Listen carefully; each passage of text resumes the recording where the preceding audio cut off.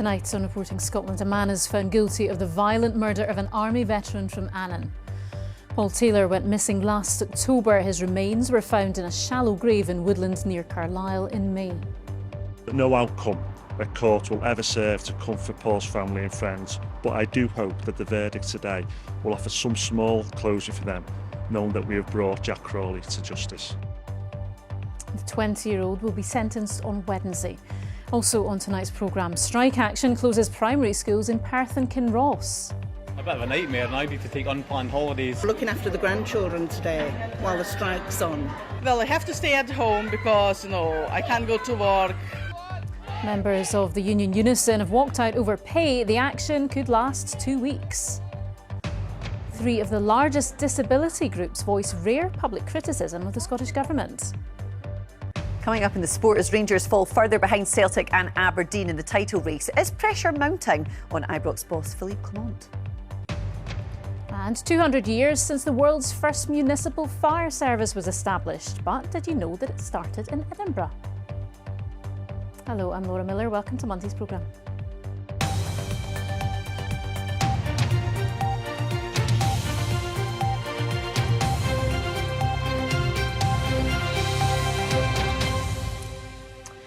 Just over a year ago, Paul Taylor went missing from his family home in Dumfriesshire. For 7 months, his family desperately waited for news. Then, his remains were found in a woodland grave around 20 miles away near Carlisle. Today, his killer, Jack Crawley, was brought to justice. Paul's family say their lives have been completely torn apart by the murder. And a warning, this report from Mark Denton contains details which some viewers may find distressing.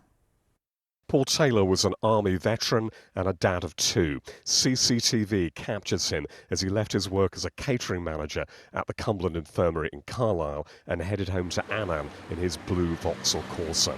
It was October the 17th, 2023. 7 months later, his burnt remains are found at Finlandrig Woods near Carlisle. He was murdered by this man, Jack Crawley, who he'd met online. Crawley claimed he was in debt to a drugs gang and decided to steal Paul Taylor's car to carry out a robbery. He said he punched Paul as he tried to steal the car and he was fatally injured by accident. But Crawley bludgeoned Paul Taylor's skull at least 10 times and tried to burn his body. He then dragged him into a hollow in the woods. Just stay there, pal. Stay there. Just stay there. After Crawley was arrested, he denied even knowing Paul Taylor, and police didn't yet have enough conclusive evidence he'd murdered him. Just 2 seconds. But as Paul's family spent week after desperate week waiting for news of what had happened to him, Crawley went on the run before eventually attempting to murder another man over 100 miles away. In January this year, CCTV captured Crawley on the way to buy a claw hammer from a York DIY store. He'd used it to attack a man he'd met online at the former airfield at Acaster, Malbus near York. Today, Crawley, who sent this picture of himself to his York victim, was found guilty of Paul Taylor's murder and the attempted murder of the second man.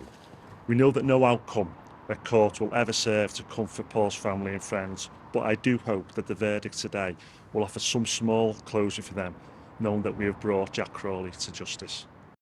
Jack Crawley was initially arrested by police in November last year after Paul Taylor went missing and was bailed to stay in Carlisle.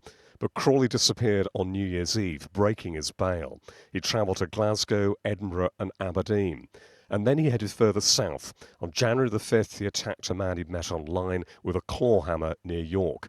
He then went on the run again before being arrested in February in Bath. Crawley was then charged with Paul Taylor's murder. As the charges are put to him, he smiles and jokes. Finally, in May, Jack Crawley took police to Finlandrig Woods and showed them where he'd hidden Paul's body. A second man on trial here, Marcus Goodfellow, was found not guilty of assisting an offender. Jack Crawley will be sentenced on Wednesday. Mark Denton, Reporting Scotland, Carlisle. All of the primary schools in Perth and Kinross are closed after non-teaching staff began strike action in the First Minister John Swinney's constituency. Members of the union Unison, which includes janitors and classroom assistants, have walked out over pay for all council workers.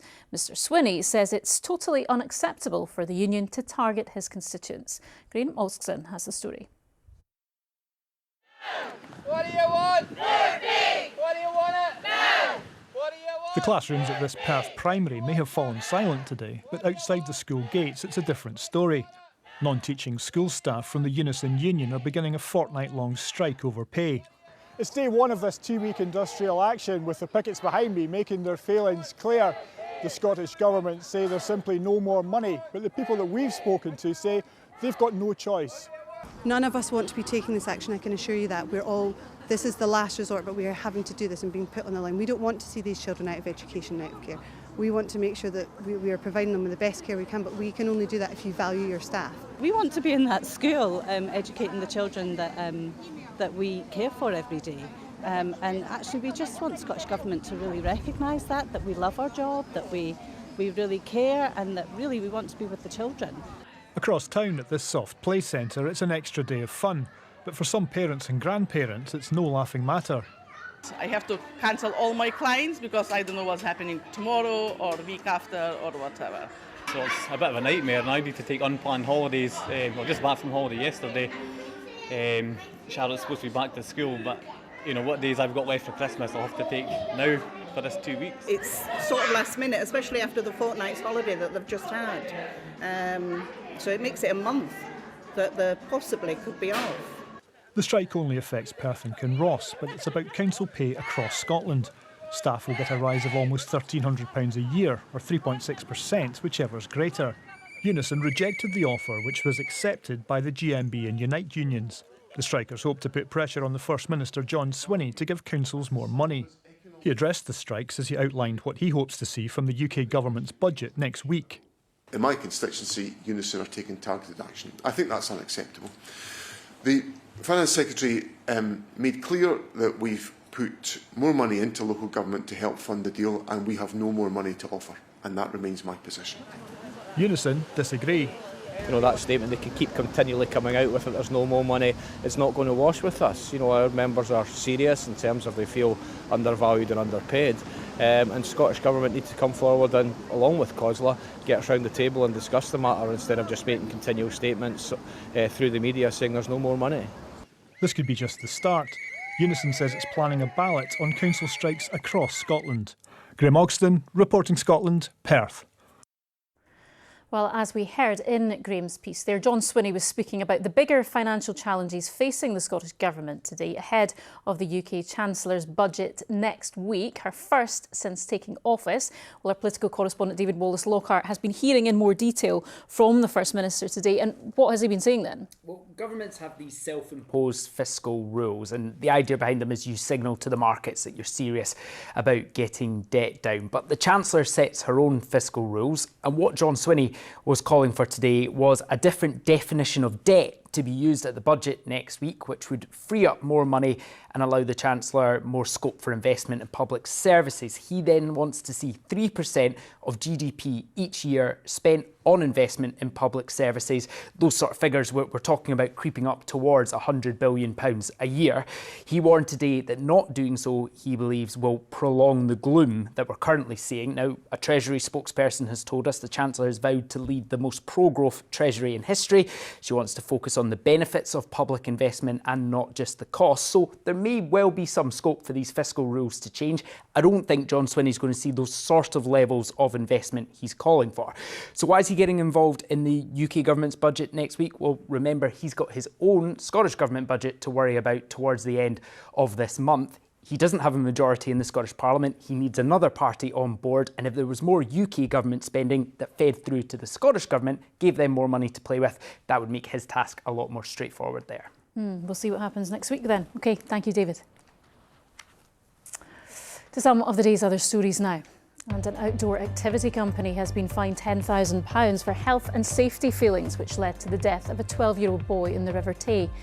Caden Walker from Glasgow became separated from his board during a boogie boarding session in Perthshire in July 2019. Outdoor Pursuits Scotland pled guilty to a breach of health and safety legislation at Perth Sheriff Court.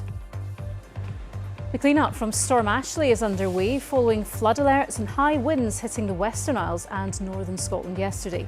Ferries, flights and trains were disrupted during amber and yellow weather warnings across parts of the UK, with winds of up to 80 miles per hour recorded.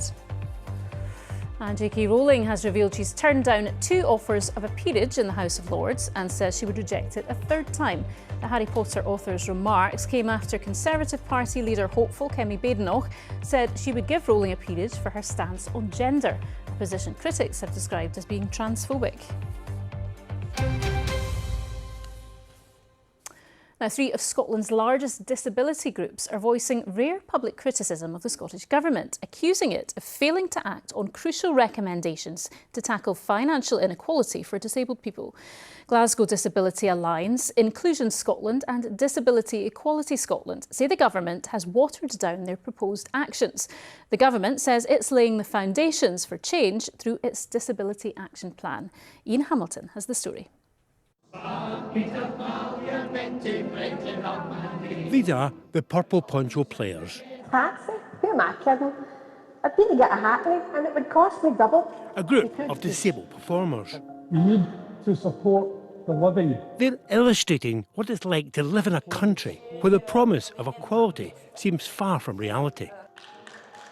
Disabled people have been abandoned once again. We're not up the political agenda. It's not that we've been deprioritised. We've never been a priority in the first place. They did lots of consultation. I'm talking about the government here. Did lots of consultation on stuff and then ignored it. 75% of their disposable income for some people in Glasgow is what they're having to pay for social care, and that's simply unacceptable. After 18 months of limited progress on the Disability Equality Plan, frustration has reached a tipping point. It's not a decision that we've taken lightly to walk away from the plan. It is lacking ambition, it's lacking meaningful actions that are going to be able to change disabled people's lives in any positive way at this time. We are still vulnerable. The main demands from these organisations are increased investment in disabled people's organisations, more funding for advice services in accessible settings, and scrapping social care charges. It's really unusual for disabled persons organisations to be so critical of government. It probably takes quite a lot of them to do this. So it goes to reflect the kind of frustration that people are finding at the moment and the lack of progression in a disability equality plan. Inclusion Scotland say the plan is weak and it's too little, too late. There's a lot of good intention floating around, but what we really need is action, and we really need to start attacking the deep-seated systemic issues that disabled people are facing in literally every domain of life. And yes, we will still work with the Scottish Government, but we cannot endorse this plan as it stands. The Scottish Government declined our interview request, but they told us that the Disability Equality Plan will lay the foundation for change. They added they committed more than £6 billion towards benefits this year. They brought back the Independent Living Fund, and they have committed another £5 million to tackle inequality and discrimination against disabled people. These organisations say they could still work with the government, but the fact they're being openly critical underlines their frustration. Ian Hamilton, reporting Scotland.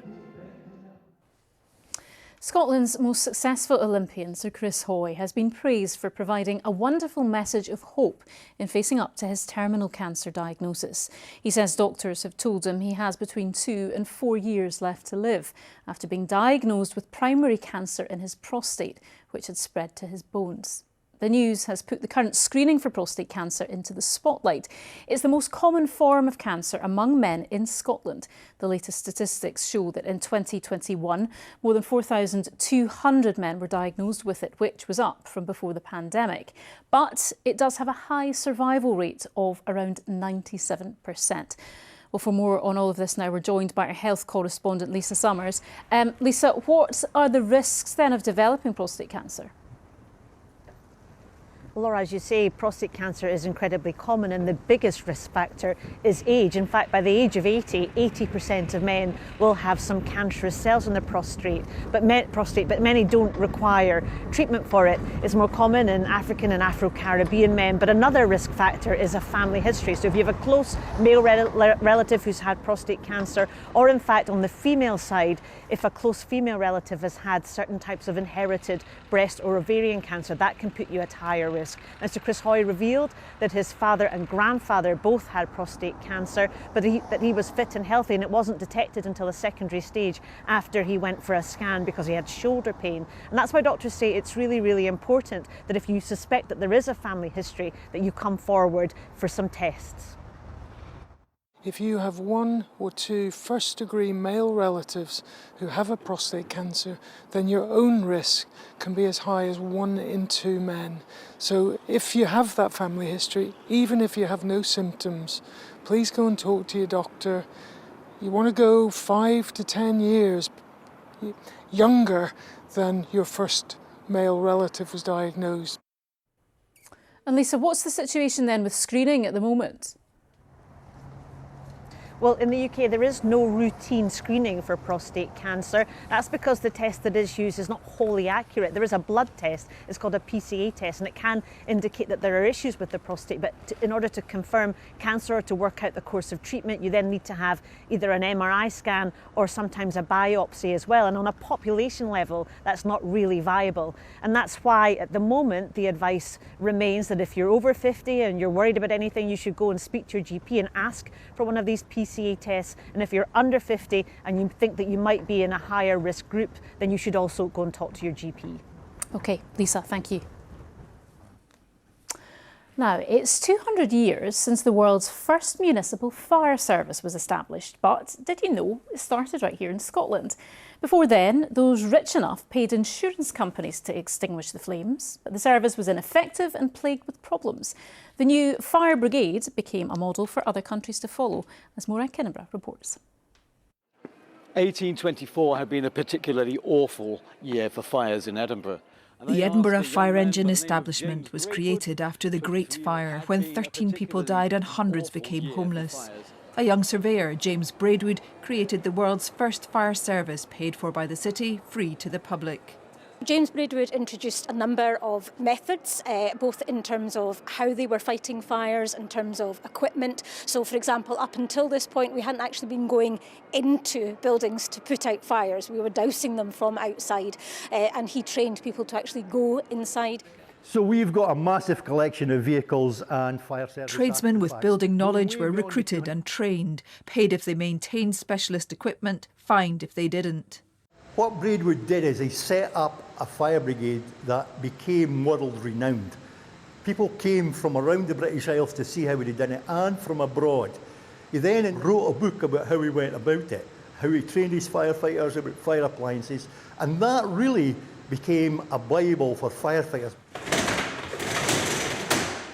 Some of the key founding principles, like training and teamwork, still form the essence of the fire and rescue service now.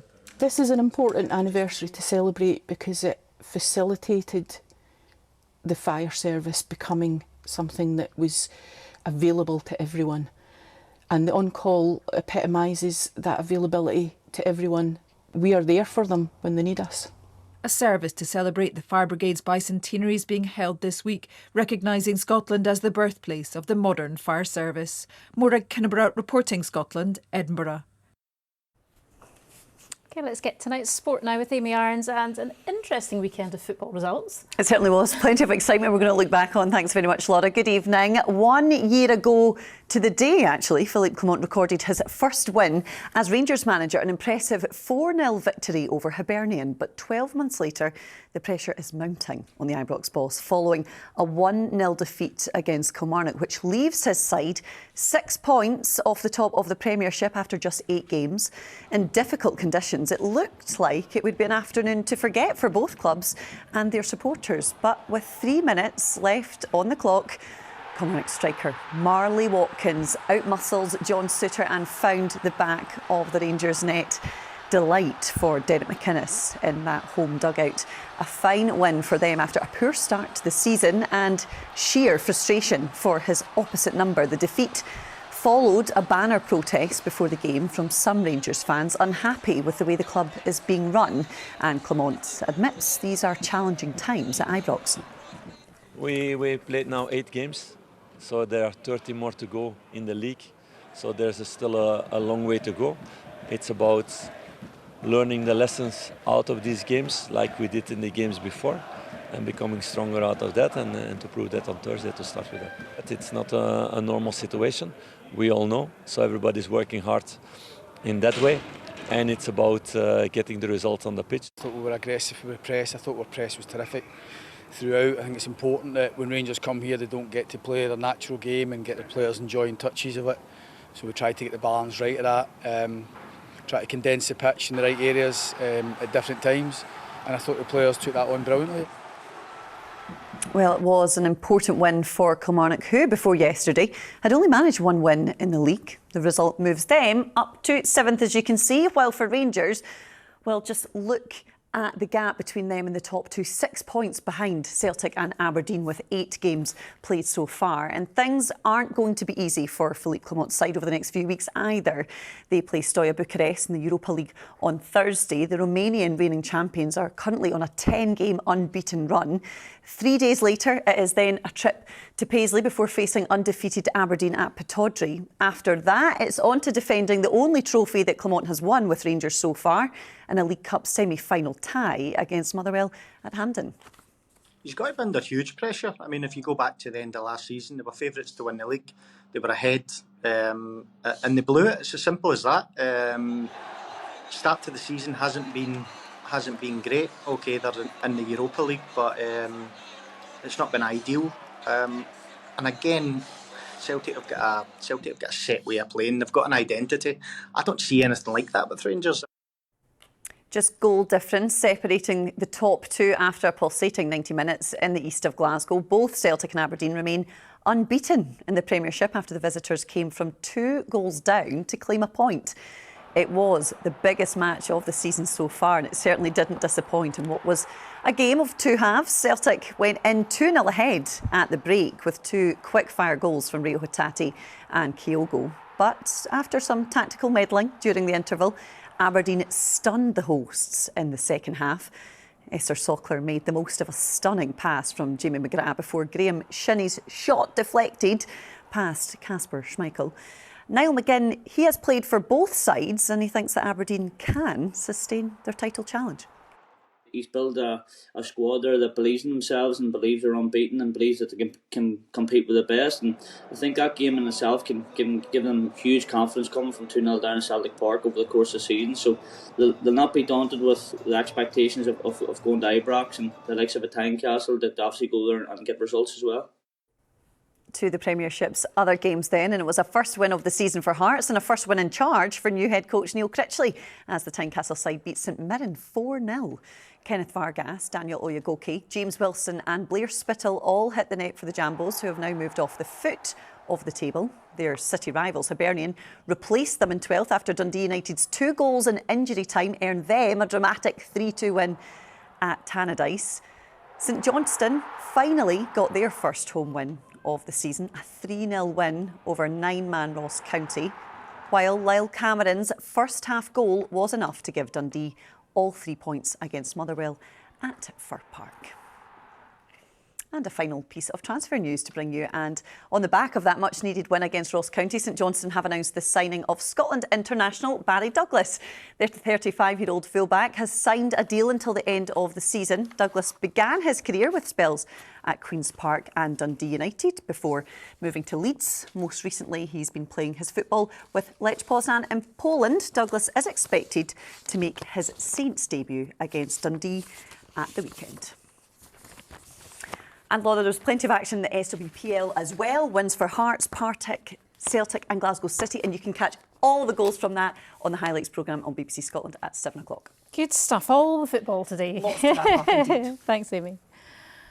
OK, now let's go over to Laura McKeever to find out what's happening on the BBC Scotland channel at 9 o'clock.